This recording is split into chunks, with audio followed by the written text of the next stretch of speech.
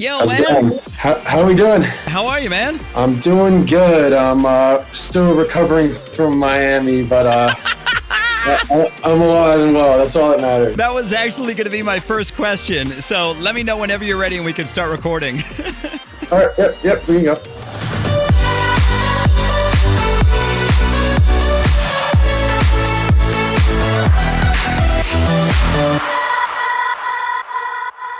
John Summit, my most important question for you is, have you recovered from Miami Music Week yet? The answer for that is no, and that'll probably take a few weeks, but we're doing all right, though. We're doing all right over here. Dude, how amazing was it down there? It was incredible. I mean, it was literally nonstop gigs every day from Wednesday through Sunday. I think on Saturday alone, I DJ'd for 13 hours, so it was quite the trip. Now, forgive my ignorance, but was that your first MMW?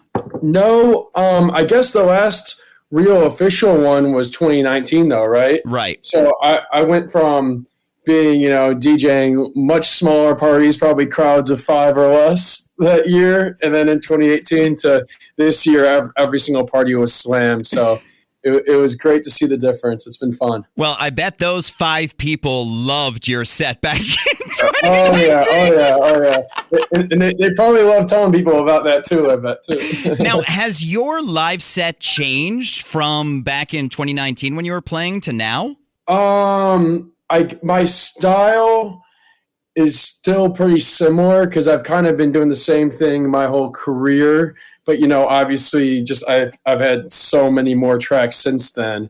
So I guess my style would be a lot more high energy now because when you're playing the much bigger crowds, I wasn't really playing the craziest bangers to 5 people. Well, you should have been, John. I mean, those 5 people are important.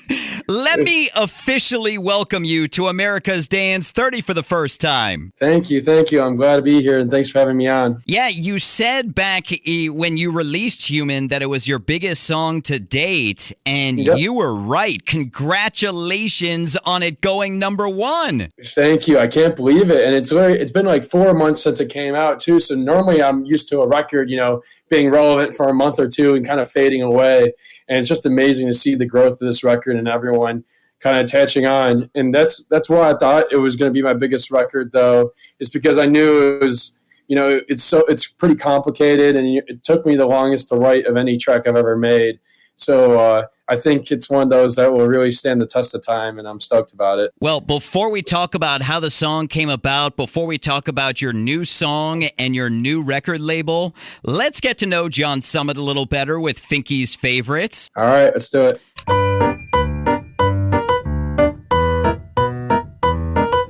So, of course, you just got done playing Ultra. You are going to be playing Lollapalooza later this year. You've been playing all over the place. Do you have a favorite show that you've done yet? Well, I would say Club Space in Miami, and that's because I was able to DJ the longest I've DJed before, like 10 hours there, and I kind of really fell in love with the scene and the music there.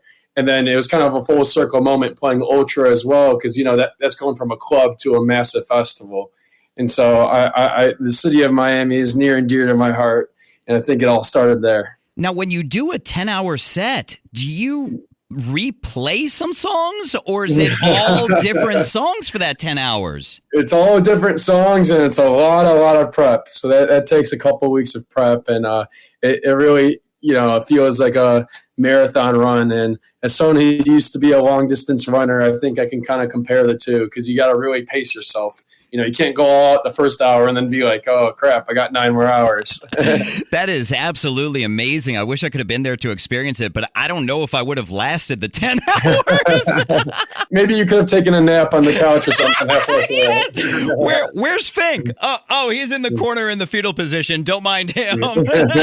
So speaking of shows, you did a show in Tampa where you actually fell off the stage and then drove to Orlando and cleaned the wound out with tequila. It was tequila, right? Yep, it was tequila. Did it right in public. Had my photographer pour it right on my back. You gotta do what you gotta do, though, right? You got to do what you got to do. Now, what is your favorite thing to drink at shows, and what is your favorite thing to drink at home? So at shows, I always drink Don Julio 1942. Just it's probably overpriced and everything. I don't have a sponsorship by them, so I can say whatever I want. But it's like the perfect bottle to hold and drink straight from on stage, because I don't do mixed drinks, and especially when I play long sets, you drink 2 White Claws, you're going to the bathroom within 20 minutes. And I don't have a sponsorship with them either. I got to tell you, the one time that I tried drinking it, Sultan and Shepherd gave me the remainder of their bottle that they had, and I did not like it.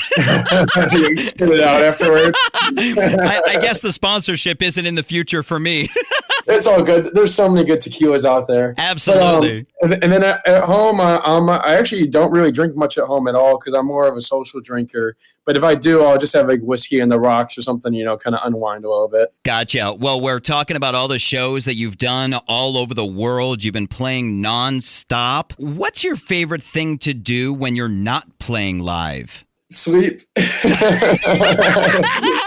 Especially after a 10-hour marathon set. literally. But definitely just unwind and then just kind of work on music. I'm kind of a workaholic, and in my head, if I'm not touring, I gotta be making music. And especially with launching the new label and everything, it's kind of a nonstop 24/7 lifestyle. But I'm still young and I'm used to it, so it's exciting. Well, finally, in Finky's favorites, with your song "Human" going #1, who is your favorite human? The only right answer I could say right now is my mom. She's been there for day one. She's going to hear this and be like, yes. For real, though, because they supported me when I decided to quit my accounting career to be a full-time DJ. Not many parents would be too stoked about that. But obviously it worked out in the end, and the support meant a lot. Yeah, it definitely did. So let's talk Human. How was the song born with Echoes? So they kind of reached out to me with this vocal idea they had, and I kind of just ran away with it and made an idea out of it within a couple of days. And because the vocal really spoke to me, and normally I don't really listen to like a ton of the top lines and like acapellas and stuff I get sent. It wasn't like a fully fleshed out idea yet, but I kind of knew just what it showed me, what it means to be human, and kind of the emotional response I was already getting from it. So from there, kind of wrote all these synths and melodies and pads, and it ended up being a song that like I've never written before. I don't even know what kind of genre I would even call it, because all my stuff prior is like tech house, but this has progressive elements, melodic elements. Kind of took inspiration from a lot of my favorite artists, from Bicep to Camel Fat, and then ended up being a super special record. And I read somewhere that there were like 30 versions of the song. Oh, a ton of versions, like literally nonstop. So over the course of 4 months, I think I'd explore a new version every other day.